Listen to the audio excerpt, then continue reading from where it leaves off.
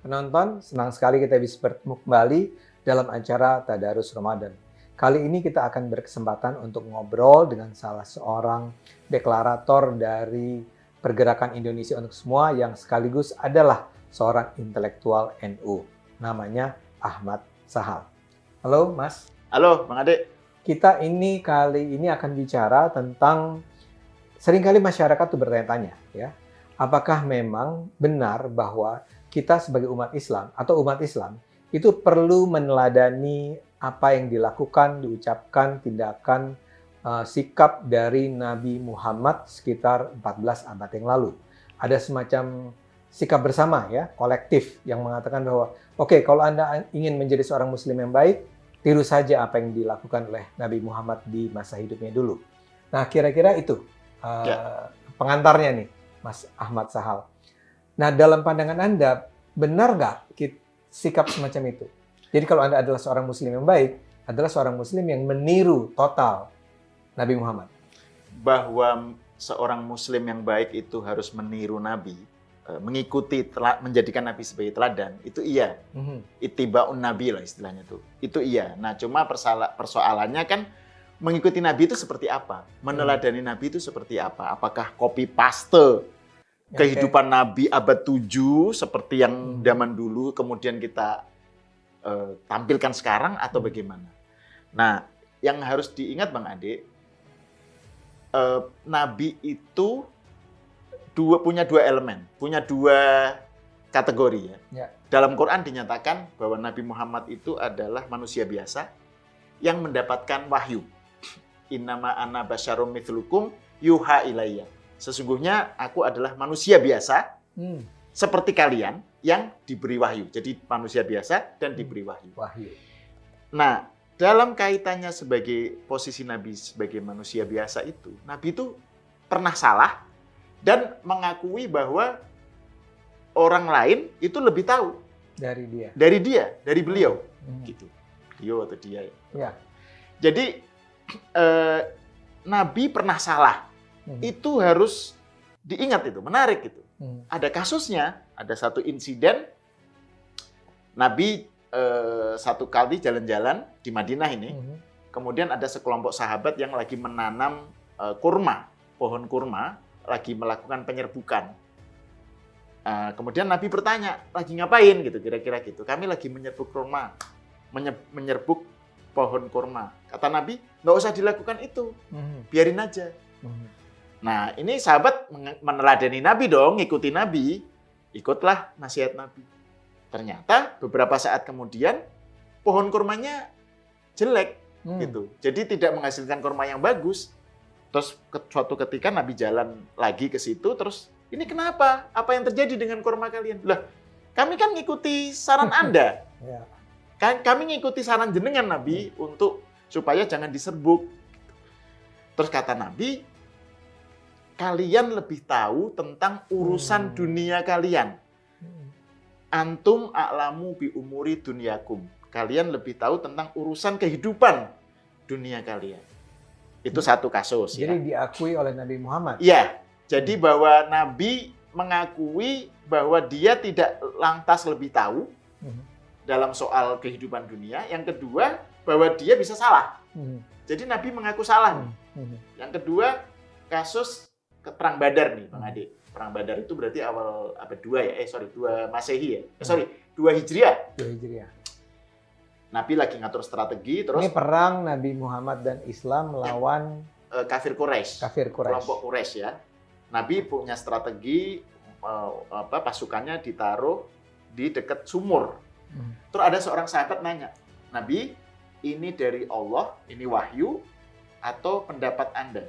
Atau ini pandangan Anda sendiri? Oh enggak, ini bukan dari wahyu, ini pendapat saya. Oh kalau gitu salah.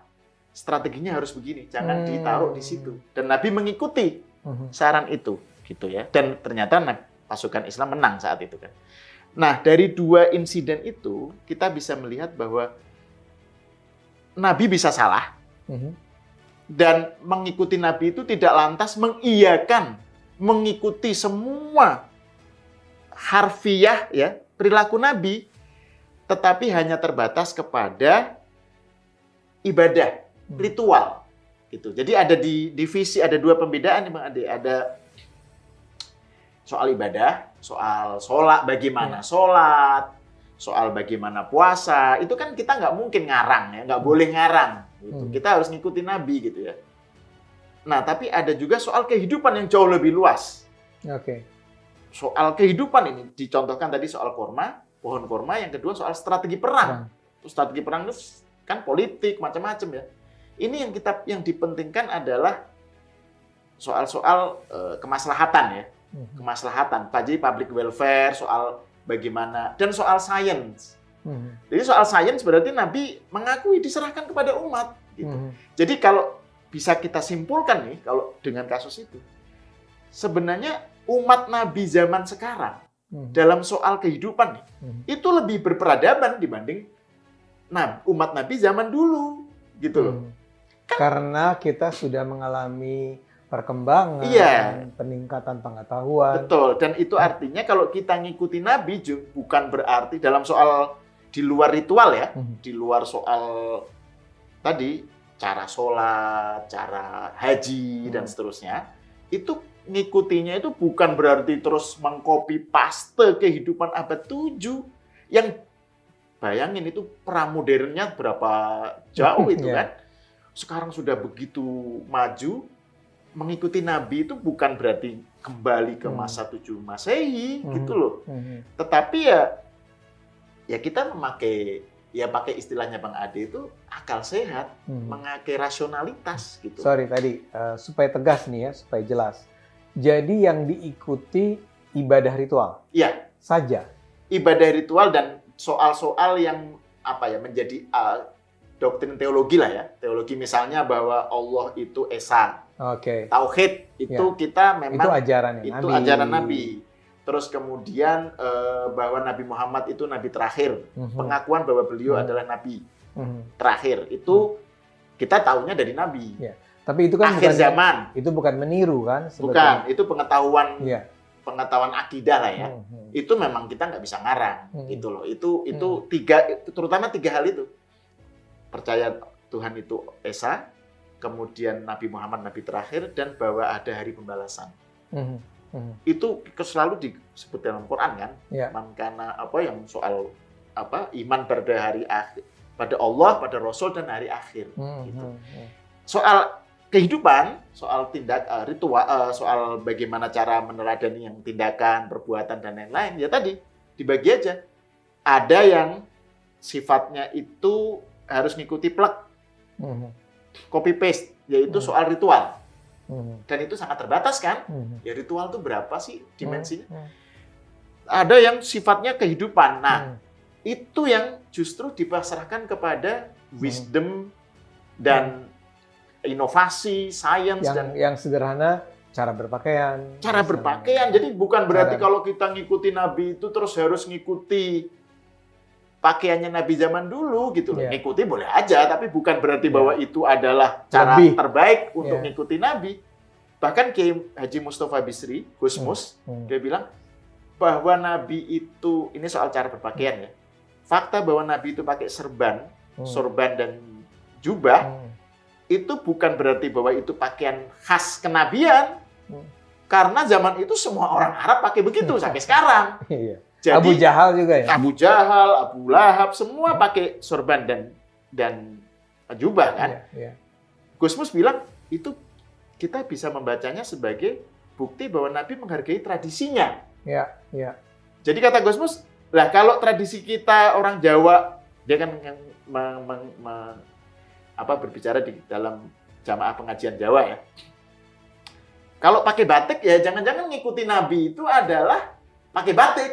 Untuk orang Jawa gitu. Orang Texas katanya pakai jeans gitu loh. Jadi itu sesuatu yang sifatnya kehidupan. Jadi diserahkan kepada akal kita ya. Karena itu kalau berpakaian saja kita tidak perlu meniru Nabi, tidak perlu ya, bukannya tidak boleh. Tidak boleh. Apalagi kita urusan demokrasi, sains, ekonomi dan seterusnya. Saya rasa cukup jelas sekali nih. Mas Ahau sudah mengantarkan kita pada sebuah sikap tentang kita bisa saja beragama atau kita penting untuk meniru meneladani Nabi Muhammad, tapi sebetulnya hanya dalam hal-hal tertentu. Ya. Barangkali spiritualitasnya, ketakwaannya, teologinya, soal ritual, dan ritual. Tapi di luar itu mungkin manusia, kita semua mungkin lebih tahu daripada Nabi. Nah, ini juga memunculkan pertanyaan yang kita bahas di episode berikutnya ya. Yaitu? Loh, padahal kan katanya Islam itu mengatur semua. Islam itu lengkap. Kok hanya ritual aja yang permanen diikuti Nabi? Ya, gitu. Ya. Nah, ini itu gimana? pertanyaan berikutnya ya. Ya. Jadi penonton, kita akhiri dulu Tadarus Ramadan pada hari ini. Selamat menjalankan ibadah puasa. Sampai bertemu lagi.